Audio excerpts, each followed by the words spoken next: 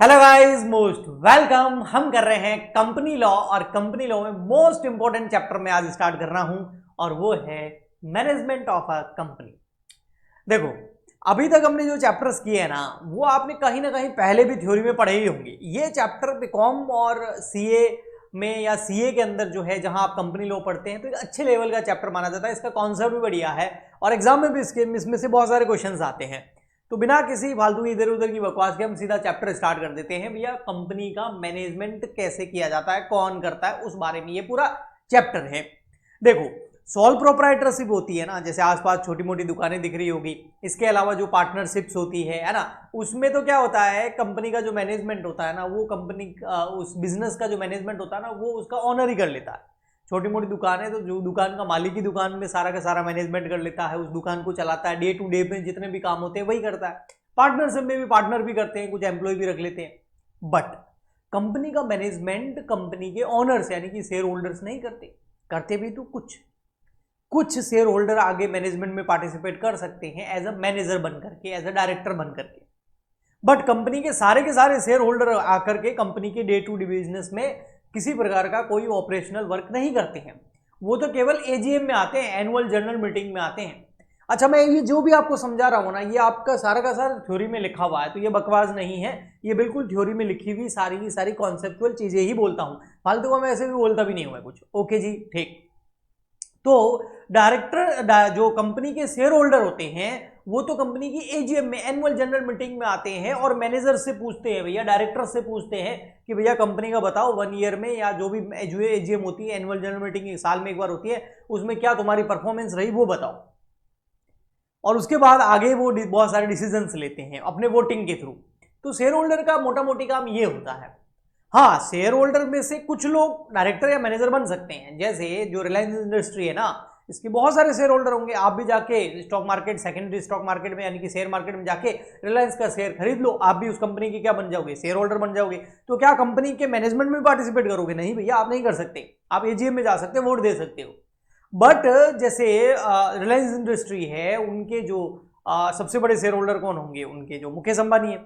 तो क्या वो उस कंपनी के शेयर होल्डर है, बट वो तो कंपनी को मैनेज भी करते हैं, उनके मैनेजिंग डायरेक्टर भी है? हाँ, बन सकते हैं, वोटिंग के थ्रू बन सकते हैं। शेयर होल्डर ही डायरेक्टर्स को एक तरीके से अपॉइंट करते हैं वोटिंग के थ्रू। तो उनके फेवर में वोट ज्यादा जाएंगे क्योंकि उनके पास वोटिंग पावर भी ज्यादा है। अभी उन्होंने किसको अपॉइंट कर दिया है मैनेजिंग डायरेक्टर को? अभी रिसेंट में ही किया, 2-4 दिन पहले उनके बेटे अनंत अंबानी को मैनेजिंग डायरेक्टर के जो पद है उस पर अपॉइंट कर दिया गया है। तो वो डायरेक्टर बन गए हैं, वो मैनेजमेंट में पार्टिसिपेट कर सकते हैं। बट सारे शेयर होल्डर नहीं कर सकते।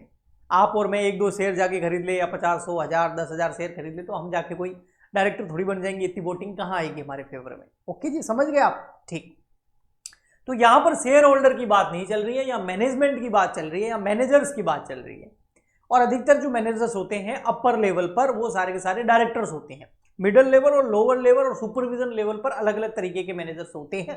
बट मैं अपर लेवल की बात कर रहा हूं, वहां आपके सारे के सारे डायरेक्टर्स होते हैं, मैनेजिंग डायरेक्टर्स होते हैं, एमडी बोलते हैं हमको। ओके जी, सीईओ वगैरह आपने नाम सुना होगा ना, वो। तो अब ये जो डायरेक्टर्स हैं सर, है ना, इसी के ऊपर पूरा का पूरा ये चैप्टर्स हैं। ये देखो डायरेक्टर्स, और इस पे लगते हैं सेक्शन नंबर 149 से लगाकर सेक्शन नंबर 205 तक ऑफ कंपनीज एक्ट 2013। ये सारे के सारे क्या है? डायरेक्टर्स हैं। डायरेक्टर्स का काम होता है कंपनी को चलाना, कंपनी को ऑपरेट करना, कंपनी का मैनेजमेंट करना। शेयर होल्डर ने तो कंपनी में पैसा लगा दिया, अब उस पैसे को सही से इस्तेमाल करना, फैक्ट्री लगाना, मशीन्स को यूज करना, ऑपरेशन करना, लोगों को अपॉइंट करना, एम्प्लॉयज को अपॉइंट करना, उसके बाद रॉ मटेरियल परचेज करना, उसे प्रोसेस करके फिनिश गुड्स बनाना, उसको बेचना, उसकी पैकेजिंग करना, ये सारा का सारा काम इन डायरेक्टर्स के कंट्रोल के अंदर आता है। इनके पास ये पावर होती है, जो आगे ये उस पावर को आगे देते भी है अपने सबऑर्डिनेट्स को, अपने नीचे काम करने वाले को ट्रांसफर भी कर सकते हैं। ओके जी, लेकिन ये डे टू डे ऑपरेशन में डायरेक्टर्स फुल मेहनत करते हैं और उसका रिजल्ट निकलता है जब उनके रिजल्ट्स आते हैं, फाइनेंशियल रिजल्ट आते हैं, जब फाइनेंशियल स्टेटमेंट तैयार करते हैं, तब कंपनी की सेल्स कितनी बढ़ गई प्रीवियस ईयर या प्रीवियस क्वार्टर के मुकाबले, उनका प्रॉफिट कितना बढ़ गया, ईपीएस कितना आ गया, है ना। तो उससे पता चलता है कि इन्होंने अच्छा काम किया है या नहीं किया है। उस हिसाब से फिर इनका जो है आगे का मामला तय करते हैं शेयर होल्डर्स एजीएम के अंदर। तो डायरेक्टर्स ही कंपनी को रन करते हैं, ऑपरेट करते हैं, चलाते हैं, उनके ही सारे प्लान कंपनी के अंदर लगते हैं। ओके, अब ये जो डायरेक्टर्स होते हैं ना, हाँ, वो मैंने आपको जैसे यहाँ सेक्शंस बताए। अब सेक्शन नंबर 149 से लगाकर सेक्शन नंबर 172 तक, इसमें हम पढ़ेंगे appointment and qualifications of director, कि भैया डायरेक्टर को अगर अपॉइंटमेंट करना है या फिर उनका जो क्वालिफिकेशन है वो क्या होना चाहिए। देखो, सारे के सारे शेयर होल्डर डायरेक्टर नहीं होते, उनमें से तो एक दो होते हैं, तो बाकी के डायरेक्टर तो बाहर से ही अपॉइंट किए जाते होंगे। तो अगर आपको फ्यूचर में किसी कंपनी का डायरेक्टर बनना है तो आपके पास में क्या क्वालिफिकेशन होना चाहिए कि आप किसी भी कंपनी के जाके डायरेक्टर बन सकते, वो पढ़ेंगे। फिर आपका अपॉइंटमेंट कैसे होगा वो पढ़ेंगे। ये सेक्शन नंबर 149 से लगाकर सेक्शन नंबर 172 तक सारे इसके सेक्शन है, याद रखना। फिर आता है सेक्शन नंबर 173 से लगाकर सेक्शन नंबर 195 तक। ये सेक्शन हमें बताते हैं meeting of board and it's power. देखो, शेयर होल्डर की मीटिंग कौन सी होती है, देखो मैं यहां लिख देता हूं। शेयर होल्डर जो होते हैं ना, ओनर जो होते हैं, उनकी मीटिंग होती है एजीएम के अंदर, एनुअल जनरल मीटिंग। ओके, लेकिन जो डायरेक्टर्स होते हैं उनकी भी मीटिंग होती होगी। हाँ, इनकी मीटिंग होती है ना।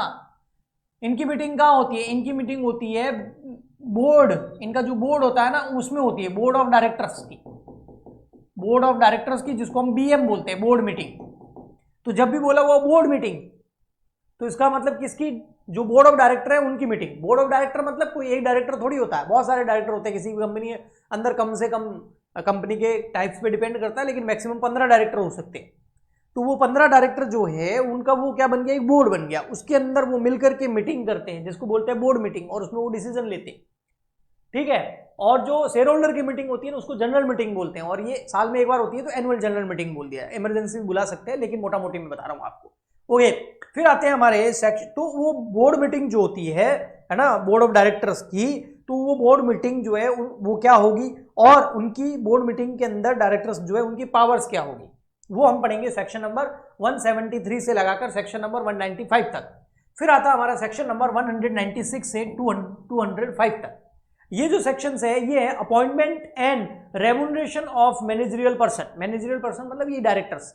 तो इनका जो अपॉइंटमेंट है वो हम यहां भी पढ़ते हैं, यहां और पढ़ लेंगे। एंड उनका रेम्यूनरेशन, भैया डायरेक्टर मेहनत कर रहे हैं, डे टू डे काम कर रहे हैं, शेयर होल्डर का तो पैसा लगा हुआ है, इन्वेस्टर का तो पैसा लगा हुआ है, तो वो जो डायरेक्टर मेहनत कर रहे हैं वो मेहनत के बदले में उनको रेम्यूनरेशन कितना मिलेगा, क्या उनकी कोई अपर लिमिट है, क्या उनकी कोई मिनिमम लिमिट है, मतलब कम से कम कितना, ज्यादा से ज्यादा कितना दे सकते हैं, डिपेंड ऑन कंपनीज, बट वो हम यहां पढ़ेंगे सेक्शन नंबर 196 से लगाकर 205 तक। तो ये मोटा मोटी मैंने एक ओवरव्यू बताया है इस चैप्टर का। अब देखिए हम बढ़ते हैं आगे। मोटा मोटी सेक्शन नंबर, ये बहुत इंपॉर्टेंट है, इसको समझना आप, ठीक है। सेक्शन नंबर जो है ना आपका, आपको दिख तो रहा है ना अच्छे से, हाँ। सेक्शन नंबर 149 के अंदर आपको दे रखा है टाइप्स ऑफ डायरेक्टर। अब ऐसे में अगर टाइप्स ऑफ डायरेक्टर लिखूंगा ना तो बहुत सारे टाइप्स ऑफ डायरेक्टर हैं। जैसे मैं आपको कुछ लिखता हूं, देखो जैसे हो गया फर्स्ट डायरेक्टर, ये हट जाएगा लेकिन आप ध्यान रखना, फर्स्ट डायरेक्टर, वुमेन डायरेक्टर, ठीक है, स्मॉल शेयर होल्डर डायरेक्टर जिसको एसएसडी बोलते हैं, ठीक है, रिटायरिंग डायरेक्टर, ये टाइप्स है डायरेक्टर्स के, रोटेशनल डायरेक्टर,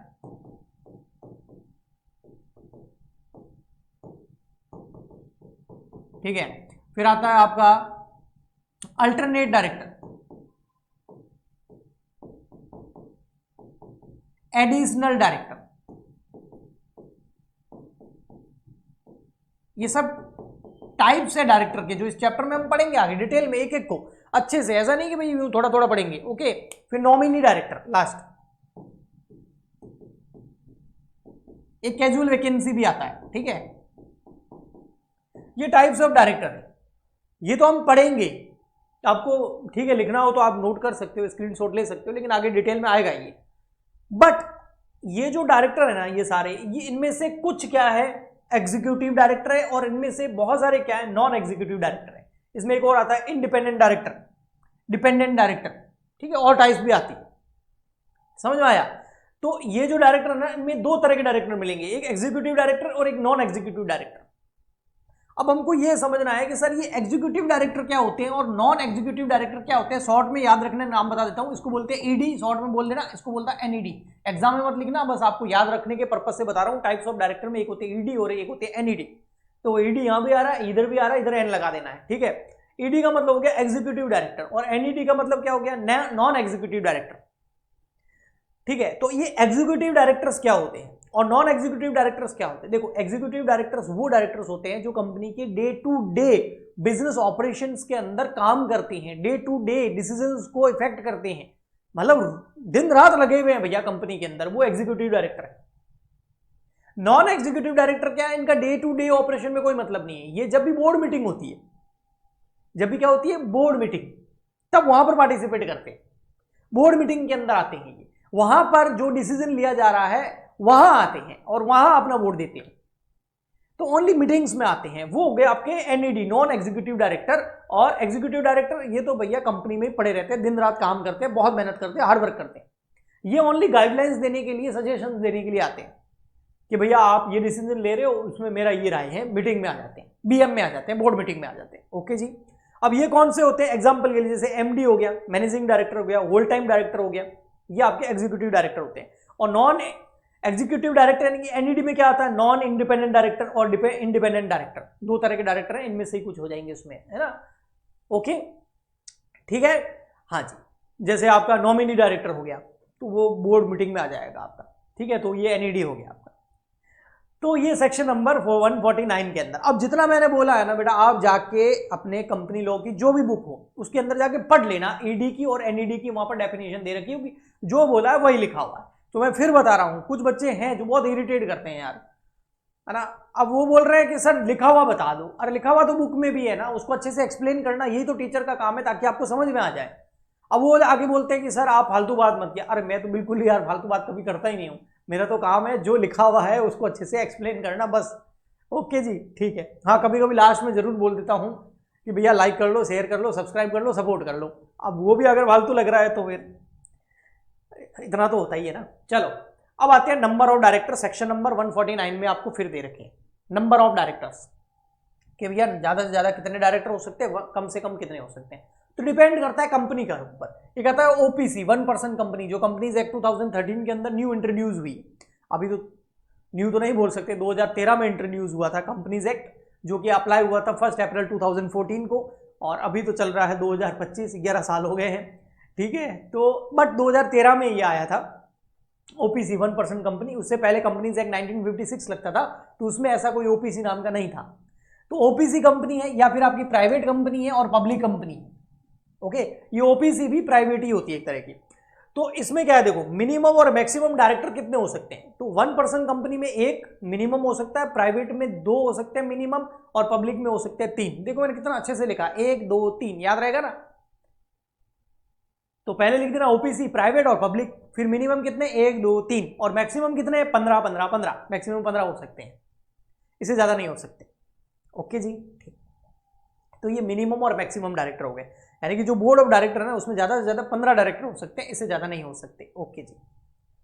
फिर आता है न्यू टाइप्स ऑफ डायरेक्टर। अब देखो मैंने यहां पर आपको, अभी वो हट गया होगा, यहां लिखाया था ना, यहां पर बहुत सारे अभी डायरेक्टर के नाम लिखाए थे ना, additional director, alternate director, first director, है ना, women director, small share holder director जिसको एसएसडी बोलते हैं, ऐसे मैंने आपको 8-10 नाम बताए थे।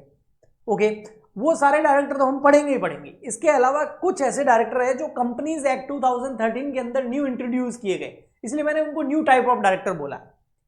यानी कि बाकी के डायरेक्टर तो 1956 में भी थे, पुराने कंपनीज एक्ट में भी थे, लेकिन 2013 में जो कंपनीज एक्ट आया उसमें 3 तरह के डायरेक्टर नए आए। एक वुमेन डायरेक्टर, भैया आपको वुमेन को भी डायरेक्टर बनाओ हर कंपनी में, ताकि वुमेन एम्पावरमेंट हो सके। और एक रेजिडेंट डायरेक्टर, इंडिया का रहने वाला डायरेक्टर होना चाहिए, ऐसे नहीं फॉरेन कंपनी अपने डायरेक्टर लेके बैठी है सारे। अगर इंडिया के अंदर आके काम कर रही है, यहाँ पर कंपनी एज आरओसी के पास में अपना रजिस्ट्रेशन करवाया है, तो एक रेजिडेंट डायरेक्टर इंडिया का डायरेक्टर होना चाहिए, और इंडिपेंडेंट डायरेक्टर भी होना चाहिए जो किसी के दबाव में आए बिना जो है फैसला ले सके। यानी कि जो कंपनीज होती है ना, अब पास्ट हिस्ट्री देखे ना तो सारी कंपनीज तो ऐसी नहीं होती, बहुत अच्छी कंपनी होती है, क्योंकि वो इकोनॉमी को ग्रो करने में, देश को आगे बढ़ाने में कंपनीज का बहुत बड़ा योगदान होता है।